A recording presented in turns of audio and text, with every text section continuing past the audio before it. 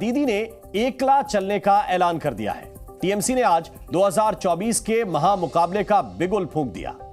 तमाम अटकलों पर विराम लगाते हुए टीएमसी ने राज्य की 42 में से पूरी की पूरी 42 लोकसभा सीटों पर उम्मीदवारों के नाम का ऐलान कर दिया, जिससे यह तय हो गया कि बंगाल में टीएमसी और कांग्रेस भी आमने सामने होंगे।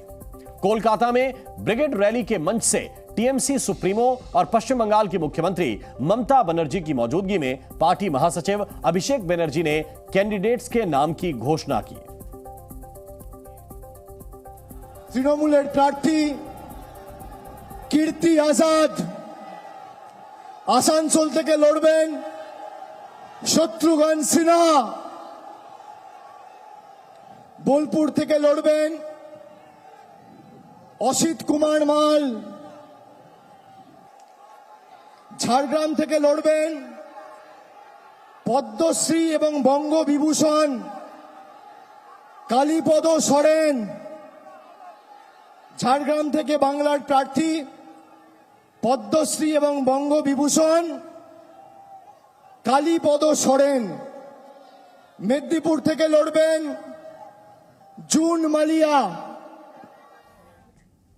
तो नाम के ऐलान के समय टीएमसी के सभी 42 उम्मीदवारों को एक एक कर मंच पर बुलाया गया। अभिषेक बनर्जी बारी बारी से सभी का नाम बोलते गए और टीएमसी कैंडिडेट्स एक एक करके सामने आते गए। इसी मंच से ममता बनर्जी ने चुनाव में अकेले ताल ठोकने का ऐलान भी कर दिया। কোন পথে চলবে তৃণমূল কংগ্রেস ঠিক করবে, বেঙ্গল ঠিক করবে, বাংলায় দিশা দেখাবে, বাংলায় পথ দেখাবে, বাংলায় রাস্তা দেখাবে। अब आगे बढ़ने से पहले आपको टीएमसी के टिकट बंटवारे का नंबर गेम भी बताते हैं। इस बार बंगाल में टीएमसी ने 12 महिलाओं को टिकट थमाया है। 6 मुस्लिम उम्मीदवार टीएमसी का टिकट हासिल करने में कामयाब रहे हैं। टीएमसी ने 2 बीजेपी नेताओं को भी टिकट दिया है। पूर्व विधायक कृष्णा कल्याणी और विश्वजीत दास लोकसभा का चुनाव लड़ेंगे। ममता कैबिनेट के 2 मंत्री पार्थ भौमिक और बिप्लब मित्रा लोकसभा चुनाव में ताल ठोकेंगे। तो वहीं 3 बाहरी नेता यानी कि शत्रुघ्न सिन्हा, पूर्व क्रिकेटर कीर्ति आजाद और यूसुफ पठान भी उम्मीदवार बनाए गए हैं। 16 पूर्व सांसद अपना टिकट बचा पाने में कामयाब रहे, जबकि 4 का टिकट काट दिया गया है। यह पहला मौका है जब ममता बनर्जी ने ब्रिगेड रैली में अपने भाषण के दौरान पार्टी उम्मीदवारों की सूची जारी की। अब तक चुनाव की तारीख के ऐलान के दिन ही वो अपने कालीघाट स्थित आवास पर कैंडिडेट्स की लिस्ट जारी किया करती थीं, लेकिन इस बार चौंकाते हुए उन्होंने रैली से नाम का ऐलान किया।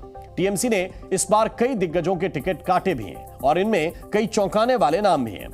सांसद अपरूपा पोद्दार, मोहन जाथुआ, सुनील कुमार मंडल और नुसरत जहां का टिकट काट दिया गया है। बशीरहाट की सांसद नुसरत जहां का टिकट संदेश खाली की वजह से कटने की अटकलें हैं। वहीं दिव्येंदु अधिकारी का टिकट उनके भाई शुभेंदु अधिकारी के बीजेपी में जाने की वजह से काटा गया है।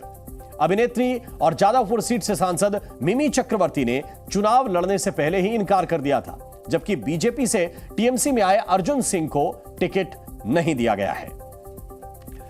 बैरकपुर से लोकसभा का टिकट नहीं मिलने पर टीएमसी नेता अर्जुन सिंह बीच में ही ममता का मंच छोड़कर चले गए। इससे पहले 2019 के लोकसभा चुनाव में टिकट नहीं मिलने के बाद अर्जुन ने बीजेपी का दामन थाम लिया था, लेकिन चुनाव में उन्हें दिनेश त्रिवेदी से शिकस्त झेलनी पड़ी थी। अब आपको टीएमसी की लिस्ट में शामिल वीआईपी उम्मीदवारों से भी रूबरू कराते हैं। टीएमसी ने पूर्व क्रिकेटर यूसुफ पठान को बैरामपुर सीट से उम्मीदवार बना दिया है, तो टीएमसी ने महुआ मोइत्रा को फिर से मौका देते हुए उनकी पुरानी सीट कृष्णनगर से ही टिकट दिया है। ममता ने वरिष्ठ नेता सौगत रॉय पर फिर से भरोसा जताते हुए उन्हें दमदम सीट से मैदान में उतारा है। ममता बनर्जी के भतीजे अभिषेक बनर्जी अपनी पारंपरिक सीट डायमंड हार्बर से ही मैदान में उतरेंगे।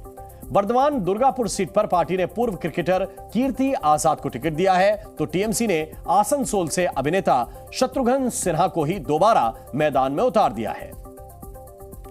बांकुड़ा सीट की बांकुड़ा जिले की जो विष्णुपुर सीट है, उससे टीएमसी ने बीजेपी सांसद सौमित्र खां की पत्नी सुजाता मंडल खान को अपना उम्मीदवार बनाया है। यहां पति पत्नी के बीच ही दिलचस्प मुकाबला देखने को मिलेगा। तो हुगली सीट से बीजेपी सांसद लॉकेट चटर्जी को रचना बनर्जी चुनौती देंगी। चुनाव मैदान में उम्मीदवार बनाए गए दीदी के धुरंधर अभी से जीत का दम भर रहे हैं। चुनौती तो हर रोज जिंदगी में होती है, चाहे राजनीति में हो या आम जीवन के अंदर। और धन्यवाद करता हूं कि दीदी ने मुझ पर विश्वास किया है। हमारे पूरे तृणमूल की पार्टी जो है, वहां के जिला जहां हमको घूमने का अवसर मिला है, उन लोगों ने विश्वास किया है। हम सिर्फ आपके माध्यम से प्रार्थना करेंगे कि दुर्गापुर के लोग हमें आशीर्वाद दें, जिससे उनकी आवाज हम पार्लियामेंट में बुलंद कर सकें। मेरी लड़ाई एक अन्याय के खिलाफ, एक अधर्म के खिलाफ, ये धर्म का लड़ाई है, ये न्याय का लड़ाई है। इसमें मेरा खिलाफ कौन है ये मैं नहीं देख रही हूँ। मैं ये सिर्फ चाहती हूँ कि बिष्णुपुर लोकसभा का जनगण आज 10 साल जैसे भूखते वैसे ना भुगतना पड़ा उन लोगों को। आज मेरी नेत्री और मेरी नेता ममता जी एंड अभिषेक जी जो गुरुद्वायित्व मेरे ऊपर निर्भरित मतलब नष्ट किया, मैं वो बिष्णुपुर लोकसभा की जनगण के काम करने के लिए, मेरा जीवन देने के लिए मैं तैयार हूं। और मैं चाहती हूं कि बिष्णुपुर लोकसभा को मैं सजाने का मुझे मौका मिले। बिल्कुल मिलेगा, पर वो हेल्दी होगा, गंदगी नहीं रहेगी उसमें, वो बहुत बढ़िया होगा, अच्छा होगा। क्योंकि वो मेरा कलीग है ना, बहुत पिक्चर किए हैं एक साथ दोनों। She was a good friend of mine.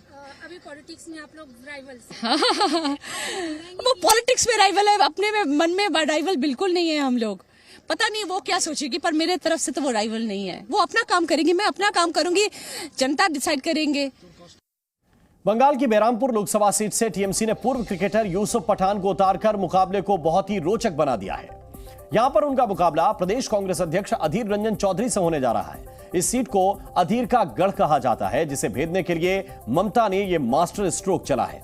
अधीर अक्सर ममता बनर्जी सरकार पर आक्रामक रुख अख्तियार करते रहे हैं, जिसे लेकर कांग्रेस भी कई बार असहज हुई।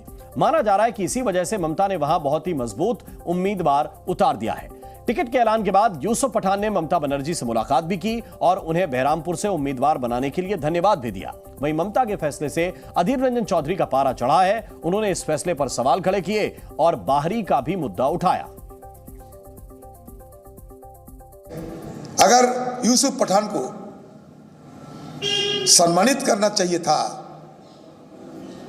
उनको कुछ पद देकर नवाजा किया जाए, ये अगर सोच रही होती तो यूसुफ पठान को बंगाल के टीएमसी पार्टी राज्यसभा की मेंबर बना के उनको एमपी पद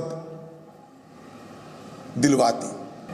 ममता बनर्जी की अगर कोई अच्छा सोच होती तो कम से कम गुजरात में गठबंधन से एक सीट की मांग कर लेती कि मेरा एक ही उम्मीदवार खड़ा होगी गुजरात से, उनके नाम है यूसुफ